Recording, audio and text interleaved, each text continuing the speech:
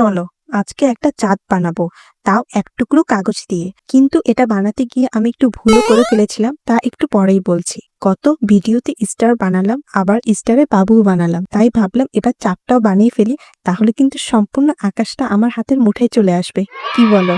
আচ্ছা, এই জন্য এক টুকরা কাগজ নিলাম। তবে এখানেই আমি ভুল করে ফেলি, আমি একটা ভাঁজ করা কাগজ নিয়ে ফেলি, যা দিয়ে কাজ করতে বেশ কঠিন হয়ে যাচ্ছিল, এবং আমার প্রায় শেষ পর্যায়ে গিয়ে এতটাই মাথা নষ্ট হয়ে গিয়েছিল যে মনে হচ্ছিল কাগজটা ছিঁড়েই ফেলি। কিন্তু তা না করে মাথা ঠান্ডা করলাম আর প্যাটার্ন গুলো আরো বুঝবার ট্রাই করলাম।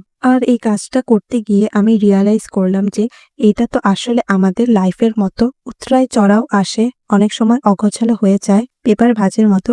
কিন্তু সঠিকভাবে সঠিক প্যাটার্ন নির্ধারণ করতে পারলে জীবন অনেক সুন্দর হয় এবং লাইফে আউটপুটও অনেক ভালো আসে। যাই হোক, এজন্যই আমার রিকোয়েস্ট থাকবে, সময় থাকতে লাইফের সঠিক প্যাটার্নটা নিজেই নির্ধারণ করে নেওয়া, এবং যে কোনো পেপার অরিগামি কাজ করলে একদম ফ্রেশ ও ভাঁজ ছাড়া কাগজ নেওয়া, যাতে পেপার ক্রাফটটা করতে সুবিধা হয় এবং দেখবা সুন্দর একটা আউটপুট বের হবে, যেটা কাগজে ক্রাফট হোক কিংবা লাইফে। কথা বলতে বলতে আর সঠিক পদ্ধতিটা অবলম্বন করে তৈরি হয়ে গেল আমার চাঁদ, আমার ঈদের চাঁদ। দেখো জাস্ট প্যাটার্নটা একবার, কত সুন্দর লাগছে। So moon makes another moon. Where is your moon?